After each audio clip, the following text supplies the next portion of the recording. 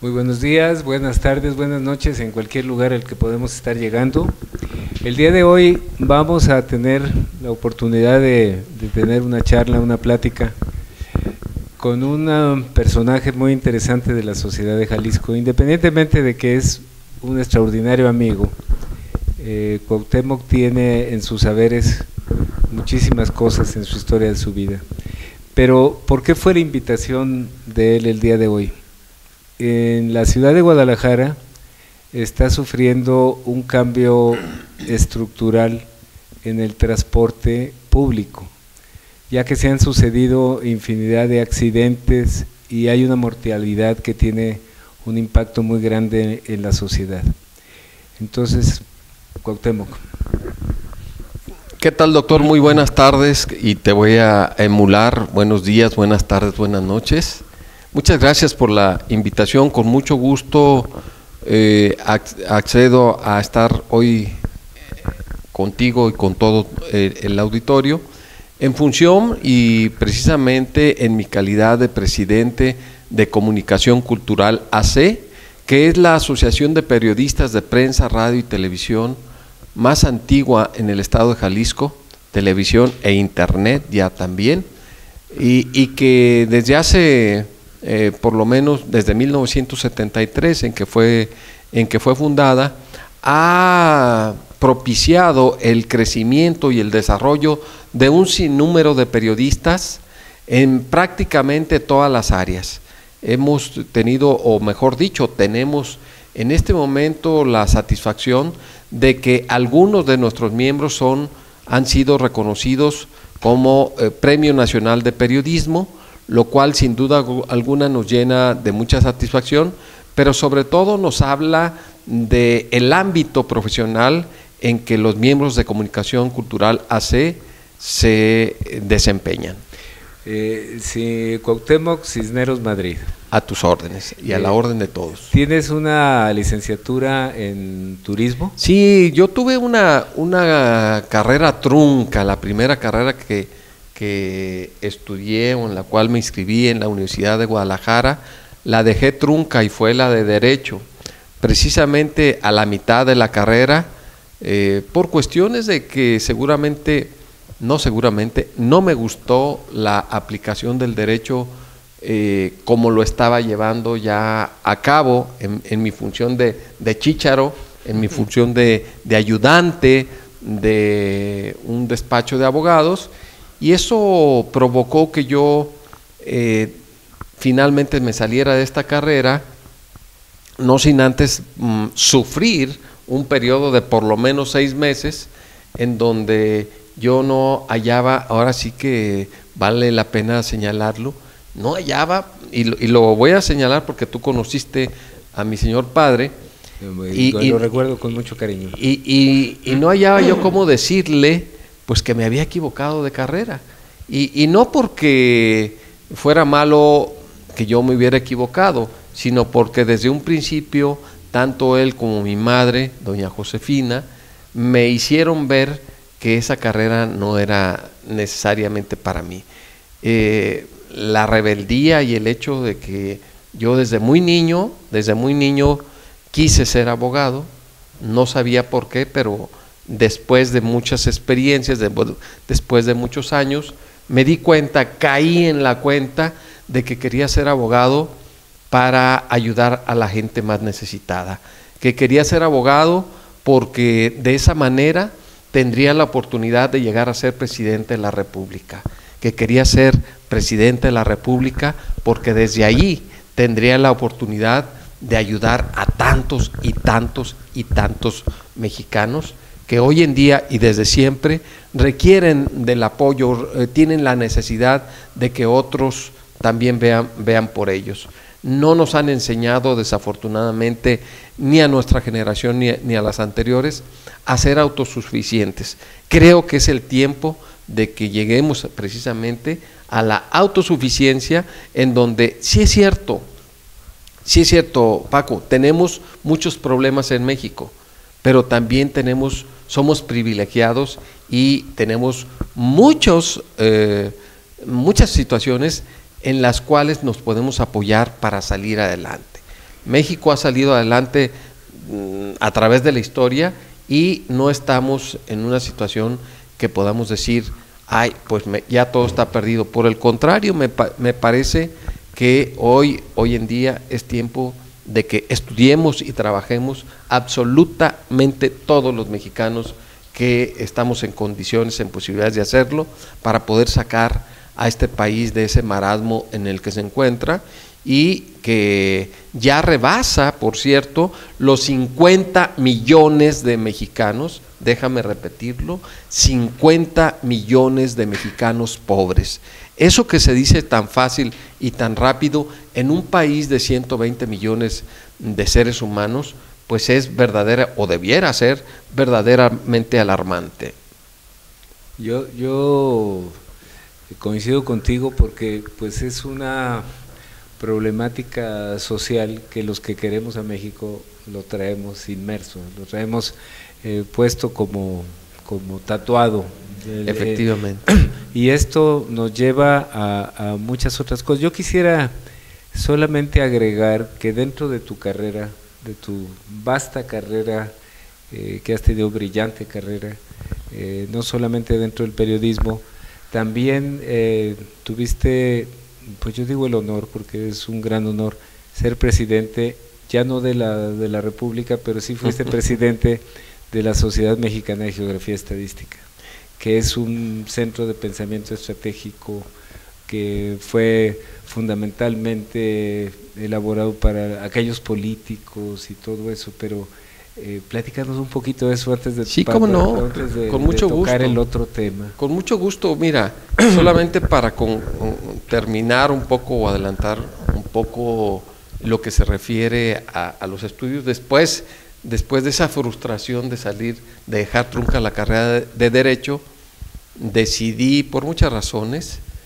sobre todo de juventud, porque me decían que en la Escuela de Turismo de la Universidad de Guadalajara había las mujeres más bellas, entonces es una razón de juventud, y además decidí, por cuestiones de orden cultural, seguir la carrera de turismo, de la cual estoy a la fecha, egresé en 1980, estoy a la fecha profundamente enamorado. Creo que la actividad turística, el fenómeno social que representa el turismo, nos puede llevar a México y a muchos países del mundo a un estatus verdaderamente sorprendente, en donde, así como tu carrera, la medicina, el turismo es una necesidad de salud pública, porque, vamos a decirlo coloquialmente, si no se cargan las pilas, ni el mexicano, ni el chileno, ni el chino, ni el japonés, ni el gringo va a poder salir adelante. Luego entonces el ocio recreativo, constructivo, positivo es sumamente importante para el desarrollo como seres humanos de cualquier país del mundo. Entonces, estudié turismo, me enamoré de eso, de esa actividad, y posteriormente decidí estudiar la carrera de administración pública. Aparejado a ello, tuve la oportunidad de seguir con dos especialidades, una que me patrocinó, me becó la Organización de Estados Americanos, que se refiere a planeación regional, en donde tuve la oportunidad de compartir los estudios con jóvenes en aquel entonces de diferentes partes del mundo, y posteriormente Nacional Financiera me patrocinó otra especialidad, que es en formulación, evaluación de proyectos turísticos. Luego de lo cual yo tuve también la oportunidad de cursar una primera maestría, que fue en Ciencias de la Educación, y otra maestría en lo que se refiere a temas de investigación didáctica. Hoy en día curso el doctorado en Ciencias de la Educación, y bueno, la verdad de las cosas es que todo ello me ha servido, me sirve para tener cada día una mayor conciencia de lo que necesita el ser humano, de lo que necesita el mexicano, de lo que necesita el jalisciense, de lo que necesitan los habitantes de la zona metropolitana de Guadalajara, de lo que necesitan en las diferentes comunidades rurales de nuestro país, y eso, entre otras cosas, me llevó a ese gran, como tú lo mencionas, gran honor de ser presidente nacional de la Benemérita Sociedad Mexicana de Geografía y Estadística, lo que me convirtió en el segundo jalisciense en 178 años de vida académica, en el segundo jalisciense en tener este alto honor, el cual sin duda alguna nos dejó muchos aprendizajes, mucha experiencia, y que hoy ya en mi Guadalajara querida, pues quiero aprovechar para poner en práctica, para darle sobre todo a los jóvenes, a las nuevas generaciones, por supuesto a mis hijos, a tus hijos, el granito de arena que en materia de experiencia tenemos, con la idea, con la intención, con la ilusión, con la esperanza de que les sirva para que puedan forjar un mejor Jalisco y un mejor México. Te voy a preguntar, porque al decir el segundo jalisciense, el primero fue don Valentín Gómez Farías. Bueno, don Valentín Gómez Farías fundó efectivamente el 18 de abril de 1833 lo que hoy es la Benemérita Sociedad Mexicana de Geografía y Estadística. Posteriormente, ya en los años 50, esto es, todavía no nacía yo, y en los años 50 otro jalisciense tuvo ese alto honor de ser el presidente de la Junta Directiva Nacional. Fíjate que haciendo una historia de don Valentín, yéndome un poquito sobre el interés del trabajo que yo personalmente hago de la vacunación, don Valentín trabajó en el vacunógeno aquí en Guadalajara cuando hubo aquellos problemas de la viruela. Qué cosa tan interesante escuchar todas esas cosas, porque uno se pone a ver, fue presidente de México. Pero nada más 9 veces, nada 9 meses. Vale la pena en ese punto destacar la gran figura de don Valentín Gómez Farías por varias razones. Efectivamente en 9 ocasiones fue presidente de nuestro país. Algunas ocasiones fue por 3 días, otras por 4 semanas. En total, fíjate bien un dato curioso, fueron 9 meses lo que él tuvo como presidente de la República. En 9 ocasiones, la suma total da 9 meses. Y sin embargo, hoy por hoy es y debe seguir siendo reconocido como el padre de la Reforma. Ahí en la avenida Alcalde, entre San Felipe y Reforma precisamente, está una plaza, un jardín, que es el Jardín de la Reforma, que todos conocemos como el Jardín de San José, porque está enfrente del Templo San José, pero en realidad la nomenclatura establece que es el Jardín de la Reforma, precisamente en honor y reconocimiento a don Valentín Gómez Farías, que en una de las 9 veces en que fue presidente de la República, se dio en la Ciudad de México una, ¿cómo se le llama? Una fiebre que se presentó, que estaba matando a muchos mexicanos, y entonces él tomó la decisión, como buen médico que era, de que por la mañana despachaba como presidente de la República en Palacio Nacional, y por las tardes en otra ala del Palacio Nacional despachaba como médico. Sí, no, hay esas historias tan interesantes, y fíjate, ahora siendo tantos mexicanos, habiendo ese número tan marcado y tan lastimoso de gente dentro del margen de pobreza, y ahora ya tocando el tema porque si no nunca vamos a llegar a él, tocando el tema que nos hace tener este programa sobre los problemas del transporte masivo en la ciudad. Este ha sido el resultado de muchísimos años de problemas. Esto no es una cosa de ayer ni de antier. Claro. Yo recuerdo que en muchas ocasiones cuando la gente transportista, porque la figura del transporte aquí en Guadalajara es muy curiosa, porque es lo que es el hombre camión, o sea, son son individuos que son dueños de su autobús y ellos pertenecen a una ruta, y entonces eso ha generado pues también problemas de carreras para querer tener más ingresos. Pero eso también ha sido de pronto un causal o una causante de accidentes, y pues el accidente que hubo la semana pasada en el que falleció una niña y otros jóvenes quedaron en situaciones de heridos muy graves, pues fue como la gota que derramó el vaso. ¿Cuál es tu impresión de todo esto, Cuauhtémoc? Bueno, mira, yo creo que es muy importante que le podamos decir a quienes se encuentran del otro lado de la pantalla, por lo menos en términos muy generales, darles un marco teórico, un marco de antecedentes, en donde les digamos cómo ha ido evolucionando. Efectivamente, en el siglo XIX, en nuestro estado de Jalisco, lo que hoy es la zona metropolitana, esto es en Guadalajara, pues el transporte colectivo se convirtió en uno de los elementos más importantes de la sociedad tapatía. En aquel entonces empezaron, pues como habría uno de imaginarse, a través de carros jalados por mulas.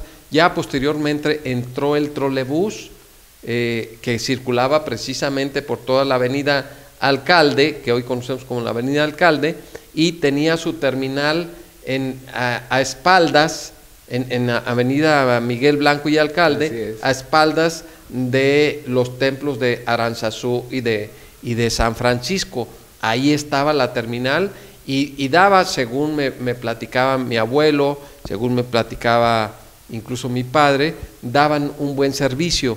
Posteriormente, y tomando en consideración que en Jalisco los tapatíos de manera muy particular somos gente dada al comercio, y así es como me imagino yo que surge la creatividad para crear de lo que hoy se conoce como el pulpo camionero, sí, toda una industria que fue acaparada por gente que yo no lo dudo que en un principio haya pensado sí en lucrar, pero también en servir a la sociedad. Sin embargo, de acuerdo con la Constitución Política del Estado de Jalisco, corresponde al gobierno del Estado tener la tutoría de todos los servicios, particularmente del servicio de transporte público, transporte colectivo.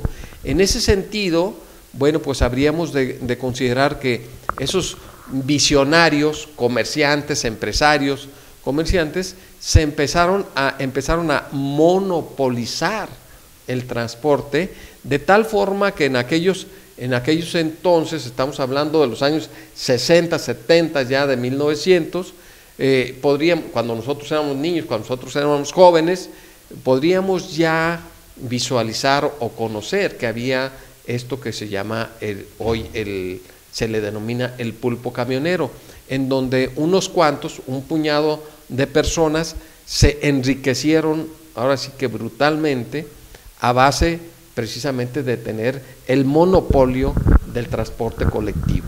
Eso ya para los años 70 y 80 fue combatido, tú lo recordarás, fue combatido por la Federación de Estudiantes de Guadalajara, que ya desde entonces, podríamos hablar de lo que a mí me tocó, el famoso licenciado Raúl Padilla López ya era el presidente de la FEC, era el líder estudiantil que encabezó una serie de marchas multitudinarias, y para aquel tiempo habría que reconocerle que vaya que eran multitudinarias, precisamente en función de que ese monopolio dejara de seguir ejerciendo, en función de que la sociedad no fuera esquilmada con el costo de la tarifa en el transporte colectivo.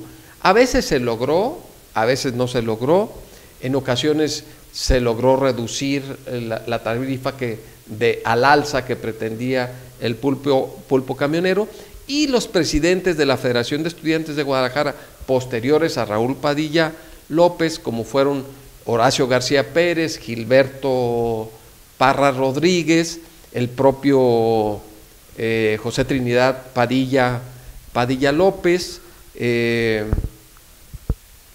¿quiénes se me escapan? Bueno, todavía fue presidente Trino de la FEC, y bueno, todos ellos en su tiempo, en su momento, hicieron grandes manifestaciones. Ahí están las fotografías que lo acreditan, grandes manifestaciones para evitar que el pulpo camionero se siguiera enriqueciendo y dando un mal servicio. Fíjate que yo ahora estoy recordando una fotografía que sobre los arcos que tenemos aquí atrás en la figura, donde hay una fotografía de un señor que está en una silla apuntando la cantidad de automóviles que entraban a la ciudad por ahí. O sea, impresionante de lo que esto ha convertido a lo que es la ciudad ahora, la urbe, con toda la dinámica que se ha tenido. Ha habido pues un soporte muy grande al automóvil, porque uno fácilmente piensa que habiendo un buen servicio de transporte masivo, pues uno la verdad es que no quisiera manejar el automóvil. Claro. O sea, si vas tú al centro de la ciudad, imposible irte en el automóvil, tú tienes que tomar un transporte, idealmente pues que fuera un transporte seguro, tranquilo, que cómodo, que pudieras ir y barato.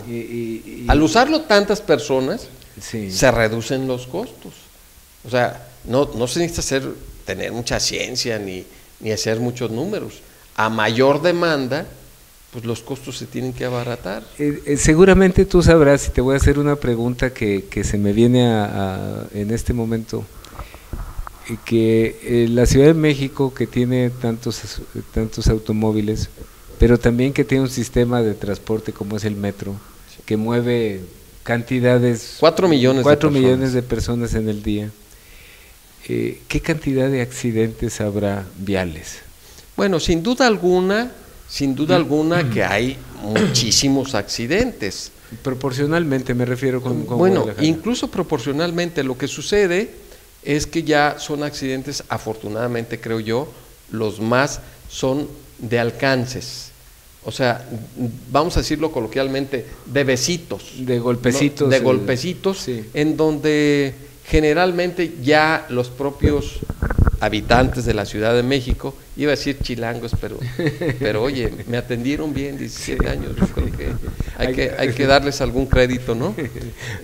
Estas personas ya se habituaron de tal forma que se bajan, ven el daño y dicen cada quien sus gastos y vámonos adelante, ¿sí? Esa cultura todavía no la tenemos aquí. Creo que se va, con la nueva ley de movilidad, se va a tener una gran actividad en la que ya, por ejemplo, es obligatorio tener un seguro.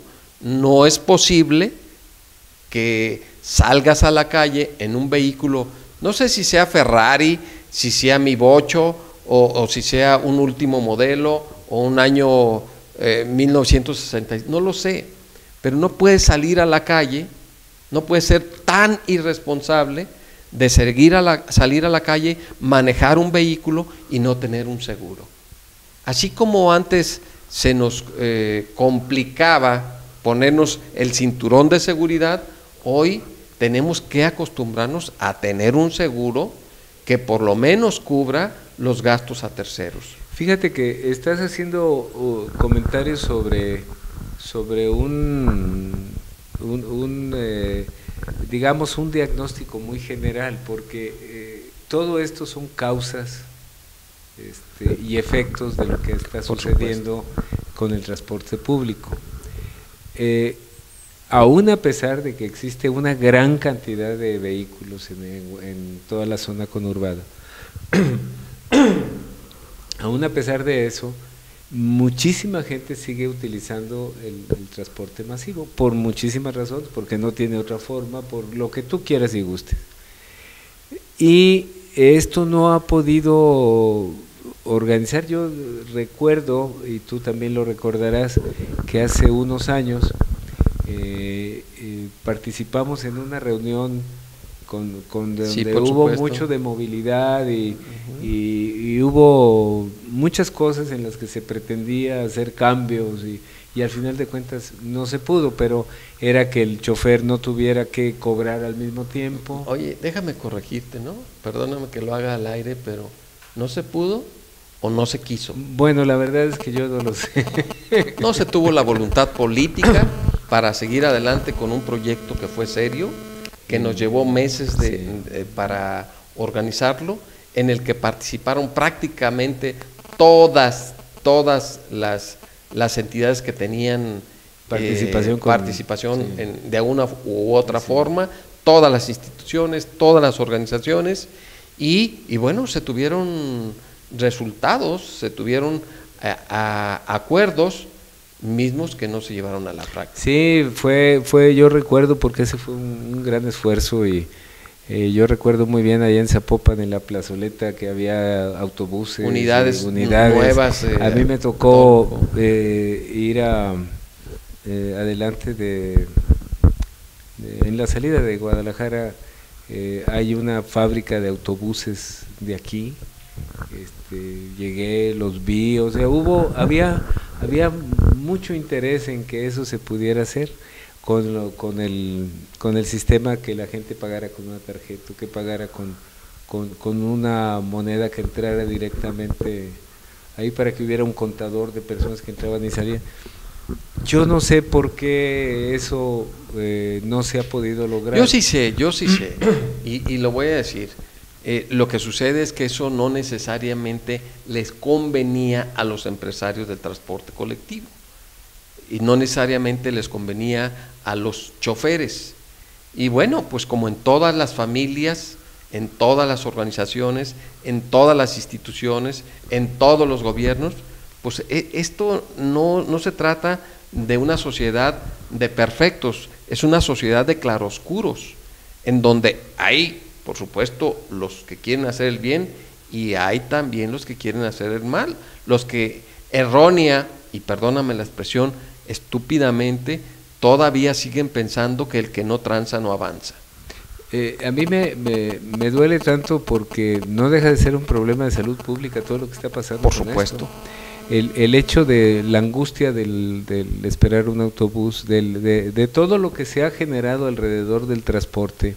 No hace mucho, digamos hace un año y medio, tuvimos un programa sobre un accidente, de los accidentes dentro del problema que se tenía una gente que se subía a un autobús.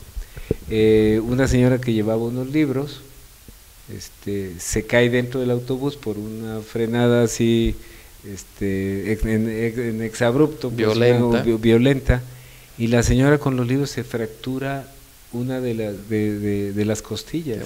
Entonces tuvo un problema neumónico, tuvo que estar hospitalizada, y eso seguramente se estará viendo todos los días. El pan de cada día. Así es. Entonces, yo creo que aquí, ahora que las autoridades están tomando cartas en el asunto de una forma, pues, formal. Claro, como debe ser. Como debe de ser. Como debió de haber sido desde hace tiempo. Ahora sí que, como lo dicen, como Dios manda, ¿no? Sí, y yo no creo que podamos tener un resultado inmediato, pero pues hay que, como dice un amigo de nosotros, hay que dar el manazo sobre la mesa. Sí. Un saludo, por cierto, al exgobernador Flavio Romero de Velasco, uno de los hombres que efectivamente, el único gobernador que yo recuerdo, que yo sepa, que se atrevió a enfrentar al pulpo camionero. Sí, y no solamente eso, se enfrentó claro, se enfrentó a todos los poderes mediáticos de su tiempo, pero uno de ellos fue precisamente el pulpo camionero, al que no le permitió que hiciera de las suyas. ¿Cuál ves que vaya a ser un futuro, digamos, un momento próximo y un momento, digamos, a una distancia mayor? Mira, yo creo que ya de alguna manera lo adelantabas cuando dices que seguramente no habrá en el corto plazo una solución, y no la puede haber, simple y sencillamente, lo decía el presidente Peña Nieto la semana pasada, hablando de otros temas, de otros problemas que también son graves en el país, pues no se tiene una varita mágica. Así es. No se tiene una varita mágica y cualquier proyecto de cualquier índole, académico, social, económico, cualquier proyecto, según lo que nos enseñaron en la escuela, requiere de 3.2 años mínimo para empezar el punto de equilibrio, ¿sí? El punto de equilibrio, 3.2 años.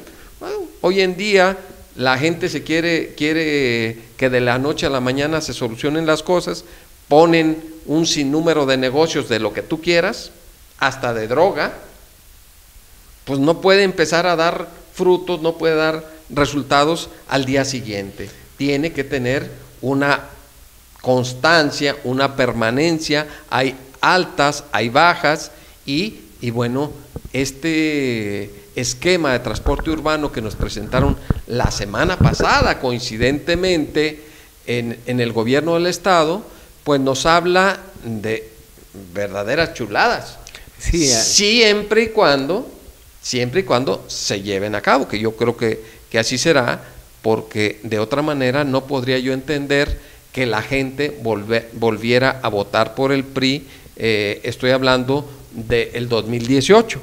En el 2015, en las elecciones intermedias, yo no creo que vaya a haber suficiente obra, no porque no quieran, sino porque para construir la infraestructura que se requiere, pues lleva por lo menos 3 años, por lo menos, y eso ya no nos alcanza para la elección del 2015. Sí, y hay una cosa sumamente interesante, porque lo de la línea 3 pues como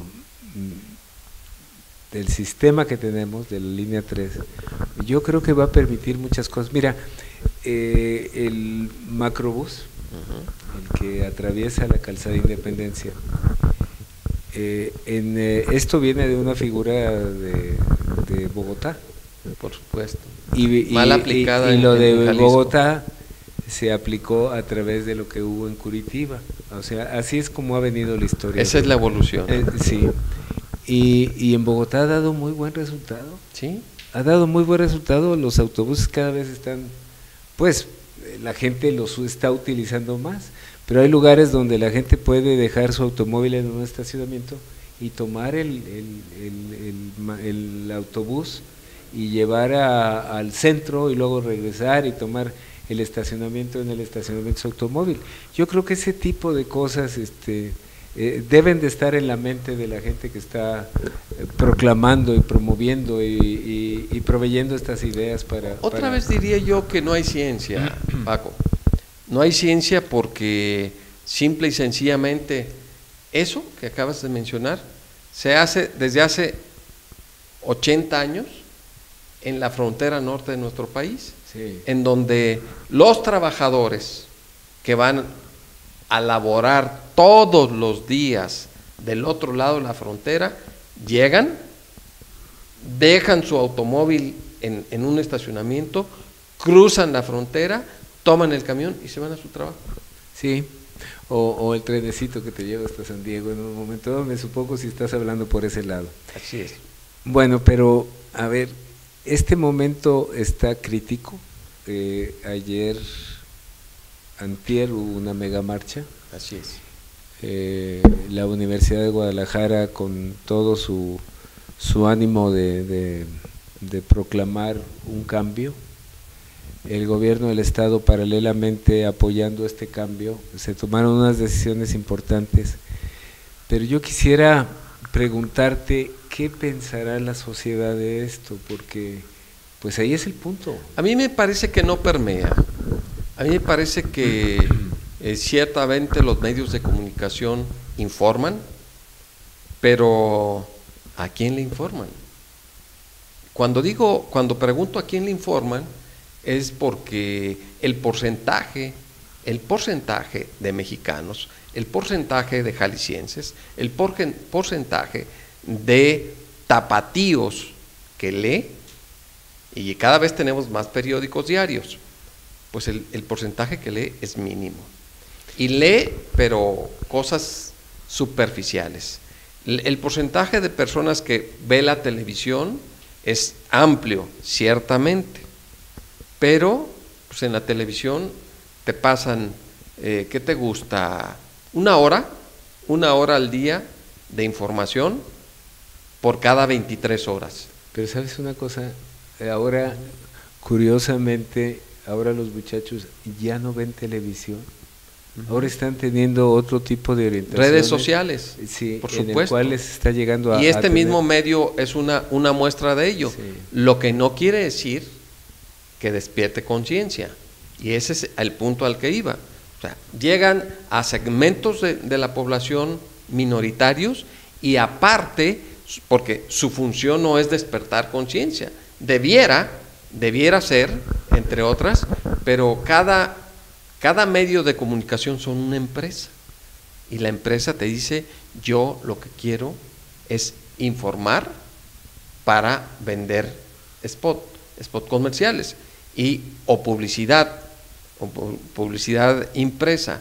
Luego entonces hay muy pocos medios que asumen la corresponsabilidad que implica estar informando y sobre todo estar creando, intentando crear conciencia. Este es un punto muy importante porque no basta con que vean, no basta con que lean, no basta con que oigan, hay que escuchar, hay que pensar, hay que reflexionar, hay que concluir y sobre todo, lo dice el método científico, no lo digo yo, sobre todo este círculo virtuoso debe de concluir con propuestas de solución. Así es.